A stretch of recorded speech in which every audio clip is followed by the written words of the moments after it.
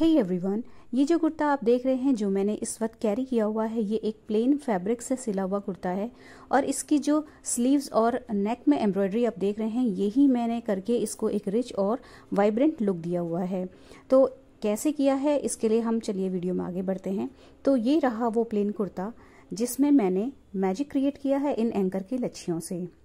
बहुत ही इजी, बहुत ही सिंपल सी एम्ब्रॉयडरी है, लेकिन देखने में कोई देख के कहेगा नहीं कि इतनी सिंपल है। मैं तो कहती हूँ कि जो बिगनर हैं वो भी इसको कर सकते हैं अगर थोड़ा सा ध्यान से देखें और वीडियो में एंड तक बने रहें। तो यहाँ पे जो ये नेक है इसमें मैंने लगभग 1.25 इंच का ऊपर से जगह छोड़ा हुआ है। उसके बाद में एक लाइन बना रही हूँ कढ़ाई करके। तो ये एक तरीके की रनिंग स्टिच टाइप की ही है। तो ये देखिए किस तरीके से कर रही हूँ मैं। जो एंकर का धागा होता है फ्रेंड्स, वो मैंने पूरा का पूरा ही मैंने सुई में पिरो लिया है। उसमें से किसी तरीके के थ्रेड्स अलग नहीं किए हुए हैं। ये 6 सूत का धागा होता है और 6 के 6 सूत मैंने सुई में पिरोए हुए हैं।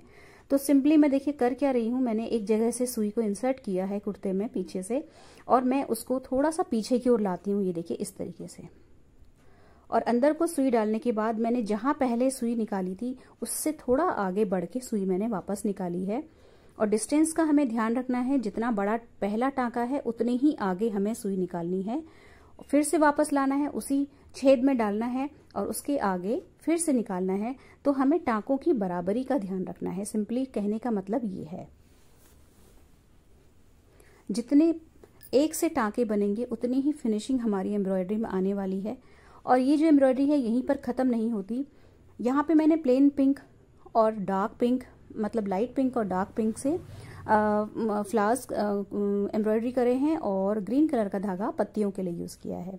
तो इस तरीके की मैं स्टिचिंग करते हुए, एम्ब्रॉयडरी करते हुए यहाँ पे दूसरे वाले शोल्डर तक पहुँच गई हूँ। एक शोल्डर से शुरू किया मैंने और अगले दूसरे शोल्डर तक मैं इस तरीके से पहुँच गई। तो ये फाइनल वाला टाँका है जो मैं इस वक्त लगा रही हूँ। उसके बाद सुई को नीचे इंसर्ट करके यहाँ पे मैं एक नॉट लगा दूंगी।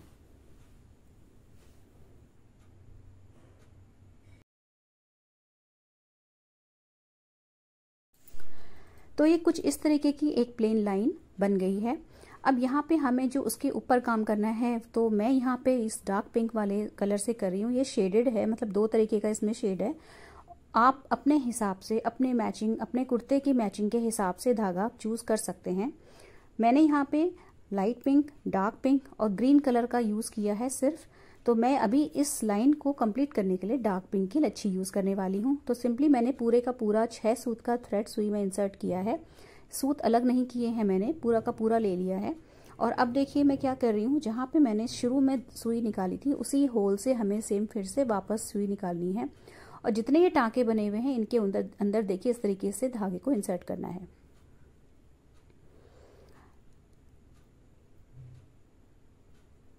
बहुत हल्के हाथ से करेंगे, बिल्कुल खींचातानी यहाँ पे नहीं करनी है।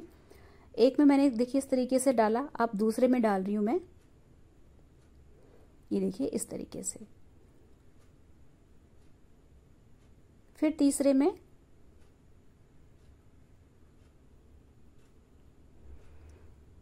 और इसी तरीके से हमें इसको रोल करते हुए जितने भी टाँके हैं सब में ऐसे एक तरीके से लपेटते हुए आगे को चले जाना है। अच्छा, यहाँ पे ध्यान एक इस बात का रखना है कि जो हम सुई डाल रहे हैं वो कपड़े को नीचे से ना पकड़े, सिर्फ जो ये टाँका है इसके ही अंदर से आ जाए। नीचे से धागा जो है वो कपड़े को ना पकड़े, सुई कपड़े के अंदर ना घुसे। बस इसी तरीके से सिंपल तरीके से हमें रोल करते हुए पूरी लाइन को कंप्लीट कर लेना है। तो एक यहाँ पे कुछ इस तरीके का, जैसे एक रस्सी होती है उस तरीके का कुछ ये जो लाइन है वो क्रिएट हो जाएगी। शोल्डर के दूसरे वाले एंड पे पहुंच चुकी हूँ मैं। और यहाँ पे मैं फिर से वही करूँगी, धागा नीचे डाला और नॉट लगा के इस वाली लाइन को भी मैं कंप्लीट कर लूँगी। तो यहाँ पे एक सिंपल लाइन, एक सिंपल बेस लाइन हमने क्रिएट करी है जो हमारी नेक को एक डिफाइन करेगी, उसकी गोलाई को। इसके नीचे हम फ्लावर्स की एम्ब्रॉयडरी करेंगे।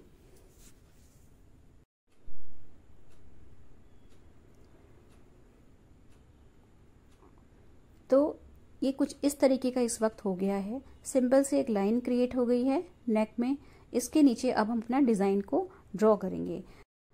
तो जितना बड़ा हमें रोज बनाना है उतना ही बड़ा हम सर्कल यहाँ पे ड्रॉ करेंगे। तो पहले हमें क्या करना है, जो नेक है हमारी उसका हम सेंटर बनाएंगे, सेंटर निकाल लेंगे। उसके बाद जो है एक साइड और उसके बाद दूसरी साइड बराबर बराबर डिस्टेंस में इस तरीके के सर्कल हम बना लेंगे।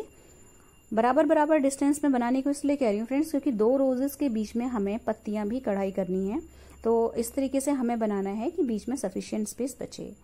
उसके बाद क्या करना है, देखिए मैं आपको रोज किस तरीके से कढ़ाई करनी है वो बता रही हूँ। यहाँ पे जो हमने सर्कल ड्रॉ किया था फ्रेंड्स, उसके बिल्कुल बीचों बीच में हमें सुई को निकालना है नीचे से, और यहाँ पे हमें पार्टीशन क्रिएट करना है 5 धागों का, मतलब 5 बार हमें यहाँ पे सुई को इंसर्ट करते हुए पार्टीशन बनाना है।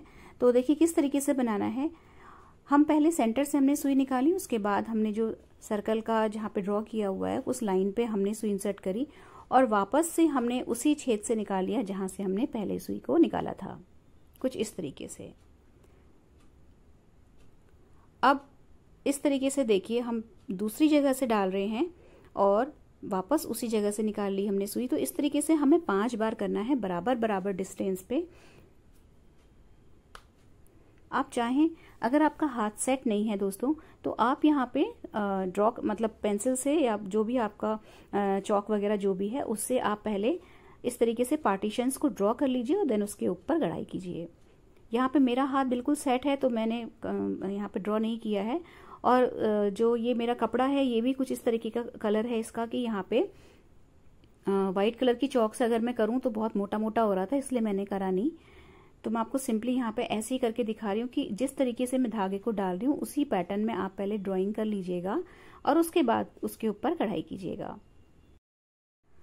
तो यहाँ पे मैंने बार बार इस तरीके से डालने के बाद सुई को मैं सेम उसी जगह से सेंटर से निकाल रही हूँ, और ये हमारा लास्ट बार 5वीं बार हम डालेंगे सुई को जो सर्कल था उस पे इस तरीके से, और ये हमारा फाइनल यहाँ पे हो जाएगा।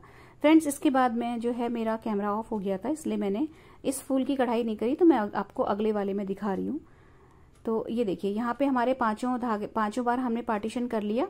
उसके बाद हमें किसी भी एक जगह से इस तरीके से सुई बाहर को निकालनी है।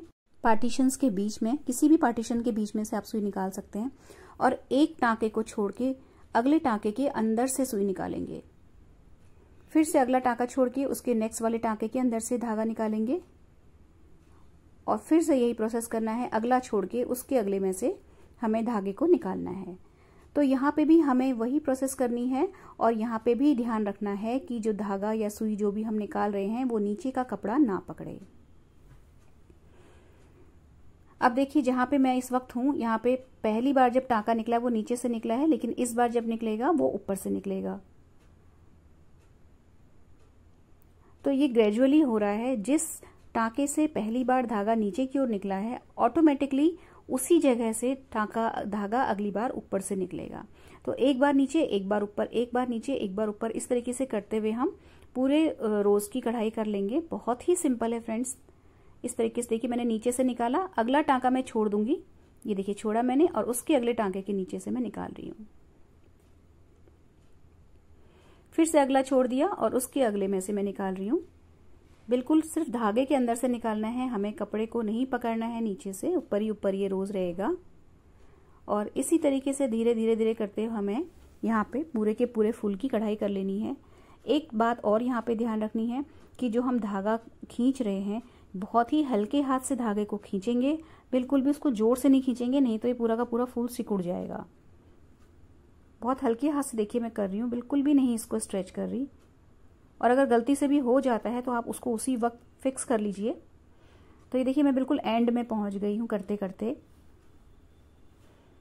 एंड में ये टाँके बिल्कुल इनविजिबल हो जाते हैं, ढक जाते हैं कढ़ाई के अंदर, पूरा फ्लावर इनको कवर कर लेता है। तो जब तक ये टाँके दिख रहे हैं तब तक आप इस काम को करते रहिए, और एंड में एक टाइम ऐसा आता है जब ये पूरे के पूरे टाँके ढक जाते हैं। मेरा ये धागा शेडेड है फ्रेंड्स, लाइट और डार्क पिंक का, इसलिए ये फूल और भी अच्छा लग रहा है। लेकिन अगर आप प्लेन धागे से करेंगे तो भी ये फूल उतना ही खूबसूरत लगता है। बस ये लास्ट राउंड है, इसके बाद पूरे के पूरे जो टाँके हैं वो बिल्कुल कवर हो गए हैं फ्रेंड्स, बिल्कुल नहीं दिख रहे हैं। तो यहाँ पे हम धागे को नीचे इंसर्ट करेंगे और नीचे की साइड को नॉट लगा देंगे।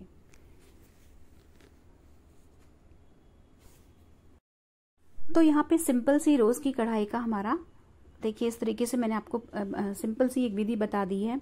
अब जो बीच की पत्तियां हैं वो सिंपल सैटिन स्टिच या भरवा कढ़ाई जिसको कहते हैं उससे होगी, लेकिन उससे पहले जो हमें डंडी बनानी है उसको हम बना लेते हैं रनिंग स्टिच से। तो रनिंग स्टिच तो बहुत ही ईजी है, फिर भी अगर आपको इस वक्त नहीं आती है तो आप देख सकते हैं। तो यहाँ पे देखिए मैंने एक नीचे से मतलब धागा निकाला है, और यहाँ पे भी मैंने 6 ही सूत लिए हैं, पूरा धागा ही डाल दिया था। और उसको एक जगह इंसर्ट करने के बाद थोड़ा सा आगे से निकालेंगे, जस्ट हाफ में से। देखिए बिल्कुल हाफ यानी कि मिड में से मैंने धागा निकाला, और इस तरीके से इसको पकड़ेंगे और फिर एक नीचे बराबर डिस्टेंस में डालेंगे और जस्ट हाफ में से इसको ऊपर निकाल लेंगे। सारा काम बहुत हल्के हाथ से होगा, और जैसा कि आप देख सकते हैं मैंने फ्रेम का भी यूज़ नहीं किया हुआ है, बिना फ्रेम की पूरी कढ़ाई करी है और आपके सामने रिजल्ट है, आप देख सकते हैं बहुत ही सिंपल है। ये देखिए फिर से मैंने नीचे धागा डाला, बराबर डिस्टेंस में डालिएगा फ्रेंड्स। अगर आपका हाथ साफ नहीं है, अगर आपको कढ़ाई में इतनी एक्सपर्ट नहीं है आप, या आप बिगिनर हैं, तो आप सीधे कुर्ते पर मत करिएगा, पहले एक रफ जो है कपड़ा उसमें करिएगा और बिना फ्रेम लगाए मत करिएगा। जब आपका हाथ साफ हो जाए, आपको लगने लगे कि आपके हाथ से गुलाब बहुत सुंदर कड़के आ रहे हैं, तभी आप अपने किसी कुर्ते को हाथ लगाइएगा।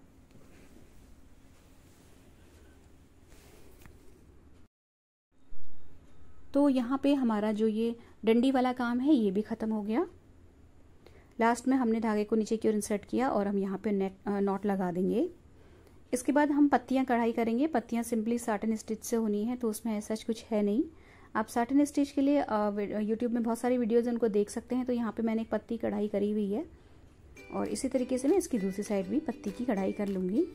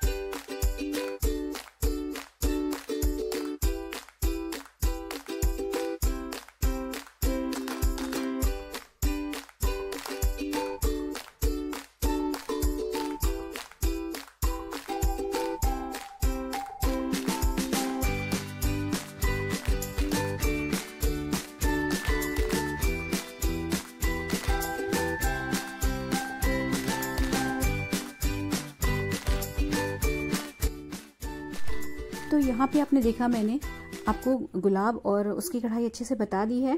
अब देखिए नेक में हमें क्या करना है। देखिए इस तरीके से रोज़ के लिए मैंने बराबर डिस्टेंस पे सर्कल ड्रॉ कर दिए हैं, और इसी तरीके से हमें हाफ साइड में करने हैं और सेकंड हाफ साइड में भी इसी तरीके से करने हैं। एक बार ही आप रोज़ की कढ़ाई कर लीजिए, देन उसके बाद उनके बीच की जो डंडी होती है उसको ग्रीन कलर से कढ़ाई कर लें, उसके बाद पत्तियों को काट सकते हैं। इसी तरीके से मैंने स्लीव्स में भी काम किया है, और इसी तरीके से मैंने नेक भी बनाई है। अगर आपको ये वीडियो अच्छा लगा हो, किसी भी वजह से मेरे बताने का तरीका समझ में आया हो, तो प्लीज़ वीडियो को लाइक ज़रूर कीजिएगा और चैनल को सब्सक्राइब भी ज़रूर कीजिएगा। वीडियो को अपने फैमिली फ्रेंड्स के साथ शेयर भी कीजिएगा, और मुझे सब्सक्राइब करके प्लीज़ आगे बढ़ने में हेल्प ज़रूर कीजिएगा। धन्यवाद।